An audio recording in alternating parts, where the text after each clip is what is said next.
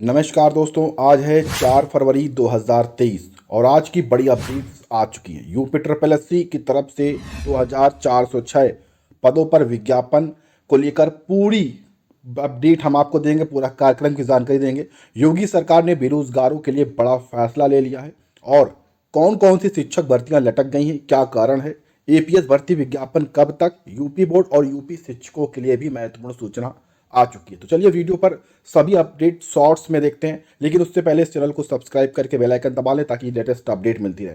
सबसे पहले अब अनुदेशकों के 2406 पदों पर भर्ती की जाएगी। इसके लिए आधिकारिक जो घोषणा है वो कर दी गई। उत्तर प्रदेश अधीनस्थ सेवा चयन आयोग की ओर से यह जो विज्ञापन है वो निकाला जाएगा। कुल 42 ट्रेड में 2406 पदों पर अनुदेशकों की भर्ती की जाएगी। पहले ये 59 ट्रेड पर 2504 सेवाओं के अधियाचन भेजा गया था, लेकिन अब इसमें बदलाव किया गया, यानी कि लगभग 98 पद कम कर दिए गए। ठीक है।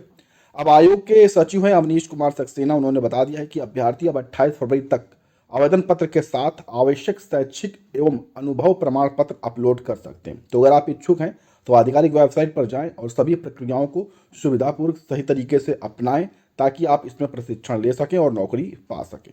दोस्तों, एपीएस भर्ती का रास्ता जो है वो पूरी तरह से साफ हो चुका है, क्योंकि निजी सचिव सेवा नियमावली 2023 को हरी झंडी मिलने के साथ अभ्यर्थियों के लिए राहत भरी खबर आ चुकी है। अब आप अपर निजी सचिव बन सकते हैं। सेवावली में परिवर्तन के बाद अपर निजी सचिव का जो पद है उसे समूह खा में रखा जाएगा। अब ये राजपत्रित अधिकारी माने जाएंगे। ठीक है। अगर आप नीलिट से ट्रिपल सी कंप्यूटर प्रमाण पत्र रखते हैं तो आप इसके लिए आसानी से आवेदन कर पाएंगे। 40 वर्ष मैक्सिमम उम्र के जो भी छात्र हैं वो आवेदन कर सकते हैं। लगभग 300 पदों पर जो अधियाचन है वो प्राप्त हुआ है और उससे जो विस्तृत विज्ञापन है वो इसी महीने के लास्ट तक आप आधिकारिक वेबसाइट पर देख पाएंगे। अब आज आप इससे परेशान ना हो कि 2023 का जो कैलेंडर है वो शामिल उसमें भर्ती को नहीं किया गया, लेकिन इससे आपको परेशान होने की आवश्यकता नहीं है। विज्ञापन आएगा, क्योंकि जो नियमावली थी इसमें संशोधन था, इस वजह से इसको यहाँ पर शामिल नहीं किया गया था, लेकिन अब इससे हरी झंडी मिल गई है, तो इसलिए जल्द ही ये विज्ञापन जारी कर दिया जाएगा और जिसके बाद इसमें आप आवेदन कर पाएंगे। यूपीएचईएससी के सदस्यों का जो कार्यकाल है वो आज ही पूरा हो जाएगा। आज वो चले जाएंगे और इसके साथ यूपीएचईएससी में जो सदस्यों के पद हैं वो आज से खाली हो जाएंगे।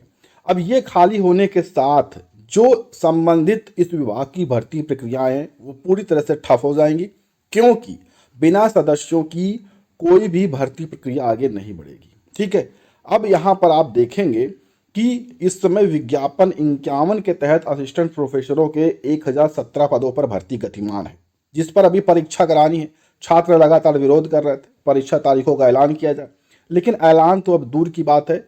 अब आगे इस पर कार्रवाई पूरी तरह से तब तक ठप रहेगी जब तक यहाँ पर सदस्यों की नियुक्ति दोबारा नहीं होगी। हाल वही हो जाएगा जो चयन बोर्ड का है। चयन बोर्ड में पिछले 1 साल से सदस्य नहीं है और यही कारण है कि टीजीटी पीजीटी 2022 की परीक्षा तारीखों का ऐलान आज तक नहीं हुआ और यही हाल अब उच्चतर शिक्षा सेवा आयोग का होने वाला है, क्योंकि आज से जो सदस्य यहाँ पर कार्य मुक्त होंगे उसके बाद इनके भी पद खाली होंगे और यही स्थिति यहाँ की भी हो जाएगी कि आने वाले समय में जो असिस्टेंट प्रोफेसर की भर्ती है उनकी परीक्षा तारीखों का ऐलान जल्द अब यहाँ पर नहीं होगा। तो इसके लिए आपको वेट करना होगा।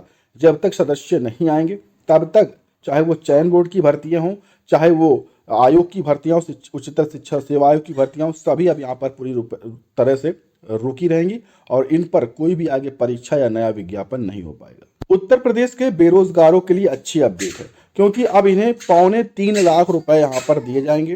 प्रदेश सरकार की ओर से पहले दाखिले विशेष अनुमति याचिका यानी कि एसएलपी और अब पुनर्विचार रिव्यू सुप्रीम कोर्ट में जो खारिज होने के बाद विशिष्ट वीटीसी के 2004 बैच में जो प्रशिक्षण के बावजूद बेरोजगार हैं, ठीक है, उससे उन छात्रों को स्टाइपेंड भत्ता मिलने का रास्ता अब साफ हो गया है और इन सभी 500 बेरोजगार छात्रों को 2.75 लाख रुपए बकाया जो मानदेय है वो यहाँ पर मिलना तय हो गया और इन सभी को ये चीजें दी जाएंगी। हालांकि आप सभी को जानकारी है कि यूपी बोर्ड का एग्जाम होने वाला है 10वीं और 12वीं के छात्रों का, तो ये पहली बार है कि कल से प्रवेश पत्र तो जारी हुए हैं, साथ में प्रवेश पत्र में टाइम टेबल भी लिख कर आ रहा है।